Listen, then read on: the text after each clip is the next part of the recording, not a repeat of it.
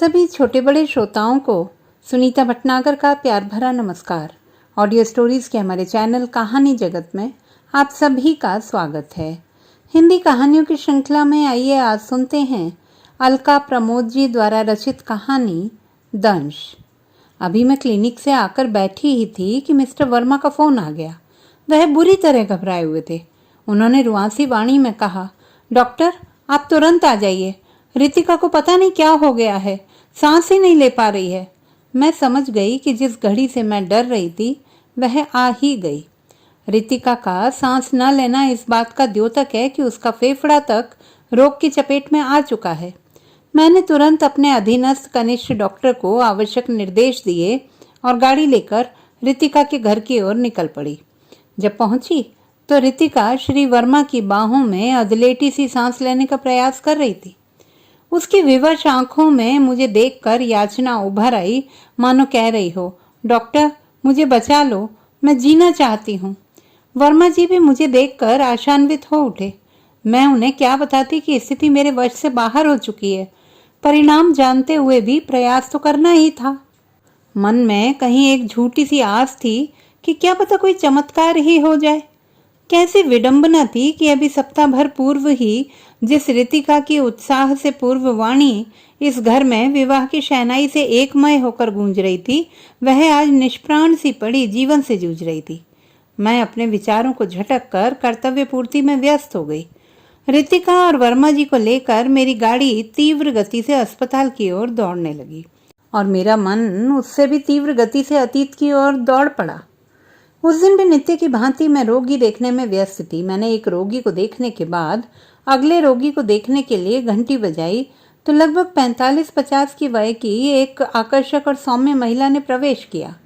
कहते हैं कि कुछ संबंध पहले से ही निर्धारित होते हैं। शायद मेरी उससे होने वाली आत्मीयता का आभास मेरी छठी इंद्रिय को हो गया था। तभी वह मुझे प्रथम दृष्टि में ही नितांत आत्मीय सी लगी थी। उक्त महिला को मेरी मित्र डॉक्टर वागले ने व्यक्तिगत रूप से भेजा था। जब मैंने डॉक्टर का पत्र और साथ में संलग्न रिपोर्ट पढ़ी तो ज्ञात हुआ कि आगंतुका स्तन कैंसर से ग्रसित है। मैं कैंसर विशेषज्ञ हूँ, अतः इस दुस्साध्य रोग की घोषणा करके रोगी को हतप्रभ करना मेरी विवशता है। यद्यपि यह दुष्कर कार्य मुझे सदा ही अवांछित रहा है, पर रोगी को वास्तविकता से अवगत कराना मेरा कर्तव्य है। कुछ रोगी तो ससमय आ जाते हैं तो रोग मुक्त कर मैं संतोष का अनुभव करती हूँ, पर कुछ लोगों का रोग इतनी देर में ज्ञात होता है कि उनके जीवन की डोर हम डॉक्टरों की पहुंच से बाहर हो जाती है। ऐसे रोगी को उसकी वास्तविकता बताते हुए मुझे ऐसा अनुभव होता है कि जैसे मैं किसी निर्दोष को फांसी का दंड सुना रही हूँ। ऐसे में मेरा भावुक हृदय मुझे सदा ही प्रेरित करता है कि मैं रोगी को कुछ भी ना बताऊं। कम से कम वह जीवन के शेष दिन तो सामान्य रूप से बिता सकेगा। उसे हर पल मौत रूपी भयानक राक्षस द्वारा पल पल पास आने का डर तो न सताएगा। पर मस्तिष्क सदा मेरे मन की इच्छा को पूरी होने से रोक देता है और डॉक्टर का कर्तव्य का स्मरण करा देता है।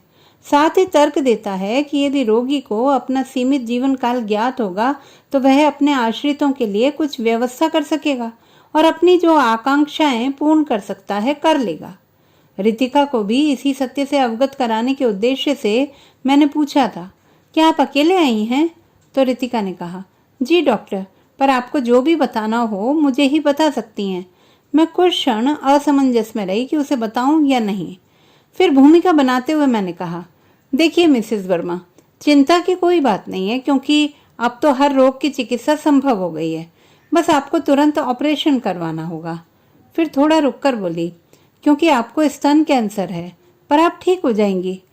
प्रायः मेरी यह उद्घोषणा रोगी को कुछ क्षणों के लिए निस्पंद कर देती है, अतः उस दुर्वह क्षण से पलायन करने हेतु मैं अति व्यस्त होने का नाटक करते हुए व्यर्थ ही इंटरकॉम पर अपनी अधीनस्थ परिचारिका को कुछ निर्देश देने लगी। पर मेरी आशा के विपरीत रितिका तो ऐसी स्थित प्रज्ञ सी बैठी थी मानो उसके पास बैठे किसी अन्य रोगी से मैंने वह बात कही हो। फिर सामान्य रूप से बोली, डॉक्टर रिपोर्ट मैंने पढ़ ली थी, माना वह आपकी चिकित्सीय भाषा में थी, पर मुझे आभास हो गया था। फिर जब डॉक्टर वागले ने आपके पास भेजा तब तो मुझे पूरा विश्वास हो गया कि मुझे कैंसर है। किंतु धीमी स्थिर वाणी में फिर बोली, डॉक्टर, मैं इसीलिए आपके पास अकेले आई हूँ कि कृपया मेरे घर के किसी सदस्य को मत बताइएगा, क्योंकि मैं अभी ऑपरेशन करवाना नहीं चाहती। हाँ, यदि दवाओं से काम चल सके तो चला लीजिए। मुझे आश्चर्य हुआ, क्योंकि वेशभूषा से तो वह अच्छे संपन्न घर की और शिक्षित लग रही थी। अतः मैंने सोचा कि शायद वह ऑपरेशन से डर रही है। अतः मैंने उन्हें आश्वस्त करते हुए कहा कि अरे, आपको पता भी नहीं चलेगा, कोई कष्ट नहीं होगा। पर वह दृढ़ स्वर में बोली, नहीं डॉक्टर, अभी मैं 1 वर्ष तक ऑपरेशन नहीं करवा सकती और प्लीज़ मेरे घर वालों को मत बताइएगा। मैंने उन्हें समझाना चाहा, आप स्थिति की गंभीरता को नहीं समझ रही हैं, तब तक तो बहुत देर हो जाएगी और तब उन्हें पल पल मौत की प्रतीक्षा के अतिरिक्त तो कोई विकल्प ही नहीं होगा। मेरे इतना समझाने पर भी वह महिला अविचल रही। मुझे समझ में नहीं आ रहा था कि वह क्यों स्वयं मौत के मुंह में जाने को आतुर है। उस समय तो बाहर रोगियों की भीड़ थी, अतः मैंने उसे बाद में आने को कहा। वह जाते जाते भी इस रहस्य को स्वयं तक सीमित रखने का आश्वासन लेकर ही गई। पता नहीं उस महिला में क्या आकर्षण था कि वह मेरे मन मस्तिष्क पर देर तक छाई रही और मैं उससे पुनः मिलने की आतुरता से प्रतीक्षा करने लगी। दूसरे दिन नियत समय पर रितिका आ गई थी। यह समय मेरे विश्राम का होता है, अतः मैं अपने कमरे में अकेली थी। रितिका से इधर उधर की औपचारिक बातों के बाद मैंने पूछा था, रितिका, मैं तुम्हारी डॉक्टर हूँ और रोगी को डॉक्टर से कुछ भी नहीं छिपाना चाहिए। तुम ऑपरेशन क्यों नहीं कराना चाहती? पहले तो वह हिचकिचाई, पर मेरे बहुत आग्रह करने पर उसने बताया कि डॉक्टर, मेरी बेटी अनन्या को सुयोग से बहुत अच्छा वर मिल गया है और आप तो जानती ही हैं कि हमारे समाज में बेटी के विवाह में 4-5 लाख रुपयों का व्यय तो साधारण सी बात है और मेरे पति और बच्चे मिलकर प्राथमिकता मेरे ऑपरेशन को देंगे, जिससे हमारे जीवन भर की जमा पूंजी का अधिकांश भाग व्यय हो जाएगा। फिर भावुक होते हुए बोली, डॉक्टर, आप ही बताइए, बच्चों के सपनों की चिता पर मैं अपना जीवन कैसे जी पाऊंगी? यह सुनकर मैं निरुत्तर हो गई, पर मेरा डॉक्टर मन इतना बड़ा सत्य छिपाने को स्वीकार न कर पा रहा था। मेरा कर्तव्य तो लोगों को जीवन दान देना था और रितिका मुझसे उसे मौत के मुंह में ढकेलने की योजना में भागीदार बनने को कह रही थी। मैंने उसे समझाया, तुम्हारे तर्क अपनी जगह पर, तुम्हारा जीवन तुम्हारे परिवार के लिए क्या अर्थ रखता है इसका तुम्हें तनिक भी अनुभूति नहीं है। परंतु रितिका की प्रतिज्ञा के समक्ष मुझे हारना पड़ा। घंटों के तर्क वितर्क के पश्चात भी रितिका के व्यक्तित्व के प्रभाव से या संभवतः उसके मातृत्व के आगे मैं झुक गई और मैंने उसे आश्वासन भी दे दिया कि मैं तुम्हारे परिवार को सत्य नहीं बताऊंगी, पर तुम्हें नियम से दवा लेनी होगी और दोनों दायित्व पूर्ण होते ही ऑपरेशन करवाना होगा।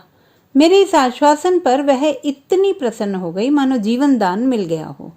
किसी को मौत की राह चुनने और उस पर जाने का अवसर मिलने पर प्रसन्न होते मैं पहली बार देख रही थी। रितिका ने कृतज्ञता से मेरा हाथ थामते हुए कहा, डॉक्टर, मैं आजीवन आपकी ऋणी रहूंगी। वह तो आश्वासन लेकर चिंता मुक्त होकर चली गई, पर तब से आज तक मैं अपराध बोध से ग्रस्त हूँ और चाहकर भी उससे किया वादा तोड़ नहीं पाई। कालचक्र घूमता रहा। 2 माह बाद अंशुल अपनी पढ़ाई हेतु इंग्लैंड चला गया। उसके जाने के पूर्व रितिका ने अपने विशेष परिचितों को एक पार्टी दी। तब तक मैं और रितिका परम आत्मीय बन चुके थे। दिन में कम से कम एक बार अवश्य एक दूसरे से संपर्क कर ही लेते थे, भले ही दूरभाष पर ही सही। पार्टी में रितिका का उत्साह देखते बनता था। वह बेटे के उज्जवल भविष्य की कल्पना मात्र से ही प्रफुल्लित थी। उस समारोह में प्रसन्नता का वातावरण था। बस एक मैं ही आवरण ओढ़कर प्रसन्न होने का नाटक कर रही थी, क्योंकि इस प्रसन्नता का जो मूल्य दिया गया था वह मात्र मैं ही जानती थी। 2 दिनों बाद अंशुल को जाना था। इन 2 दिनों में रितिका ने क्षण भर भी अंशुल को विलग नहीं होने दिया, मानो वह इन 2 दिनों में ही बेटे के साथ जीवन भर का सानिध्य पा लेना चाहती हो। अंशुल कहता भी, माँ, मैं 2 वर्षों के लिए ही तो जा रहा हूँ। उसे तो आभास भी न था कि वह अवश्य 2 वर्षों के लिए जा रहा है, पर उसकी माँ उससे इतनी दूर जाने वाली है कि वह चाहकर भी उस दूरी को पाट नहीं पाएगा। अंशुल के जाते ही रितिका बेटी के विवाह की तैयारी में लग गई।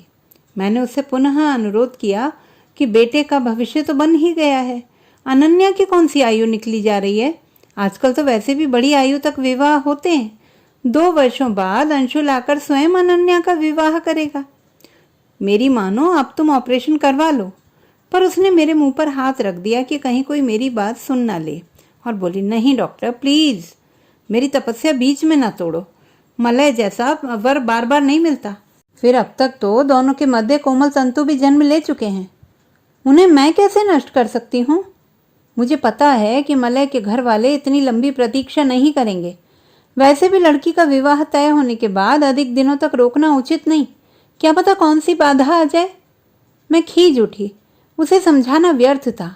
स्वयं तो महानता के शिखर पर पहुंचना चाहती थी, और मैं व्यर्थ ही उसकी बात मानकर अपराध बोध से ग्रस्त रहती। कभी कभी तो उस क्षण को कोसती जब उसकी बात मानकर उसकी इस योजना में भागीदार बनी थी। रितिका दिन पर दिन दुर्बल होती जा रही थी। एक दो बार श्री वर्मा ने कहा भी, डॉक्टर आजकल आपके मित्र थोड़ा सा कार्य करके ही हाँफने लगती हैं, इस बार आपके पास आए तो इसका परीक्षण करिएगा। मैं चुप रह जाती और उसे एकांत में डांटती कि श्रम कम करे, पर उसे तो बेटी के विवाह में मानो अपने जीवन की संपूर्ण आकांक्षाओं को पूर्ण करना था। सारा शहर छान कर एक से एक आभूषण और वस्त्र चुनकर लाई थी। जब मैं समय निकालकर उसके पास जाती तो कभी वह कलश पर चित्र उकेर रही होती, तो कभी चुनरी में गोटा टांक रही होती, और कभी अतिथियों की सूची बना रही होती। उसका उत्साह समाये न समा रहा था। मैं जाती तो नित्य प्रति की तैयारी दिखाती, पर जैसे ही मैं उसके स्वास्थ्य के विषय पर आती, वह बड़ी चतुरता से विषय बदल देती और मेरे निर्देश एक कान से सुनकर दूसरे कान से निकाल देती। अनन्या का विवाह देखते ही बनता था, कहीं कोई कमी न थी। हर कोने पर रितिका की सुरुचि के हस्ताक्षर स्पष्ट थे। विवाह में हर क्षण पूर्ण रूप से जीने की लालसा में रितिका मेरी मना करती दृष्टि की अवहेलना करती हुई नृत्य को भी उठ खड़ी हुई। वह बात दूसरी है कि गाने की 2 पंक्तियों पर नृत्य के बाद ही सांस फूलने लगी। तब मैंने उसे तुरंत बैठाकर पानी पिलाया और दवा दी। सब लोगों ने इसे साधारण सी थकान समझा। अतः 2 क्षण को थमा संगीत फिर बज उठा और पुनः वातावरण सामान्य हो गया। विवाह समारोह निर्बाध रूप से संपन्न हो गया था। वर का कामदेव सा रूप देखते ही बनता था।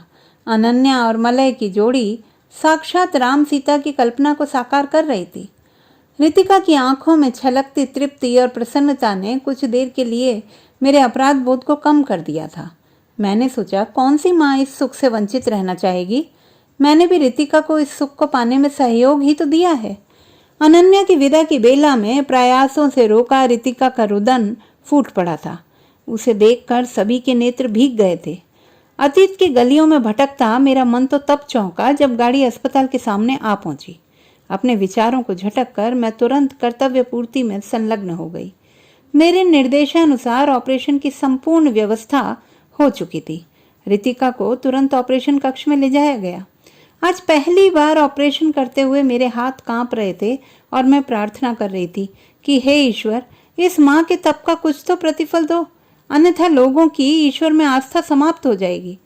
पर शायद ईश्वर को अपनी आस्था के खोने का भय न था, अतः उन्होंने मेरी प्रार्थना अस्वीकृत कर दी। सब कुछ समाप्त हो गया। सबने इसे होनी मानकर स्वीकार कर लिया। ईश्वर का उद्देश्य पूर्ण हो गया। आज अनन्या और अंशुल अपने अपने परिवार में संतुष्ट और सुखी हैं। श्री वर्मा परिस्थितियों से समझौता कर बेटे के पास रहने चले गए, परंतु अपराध बोध का दंश मेरे अंतर मन को निरंतर टीसता रहता है।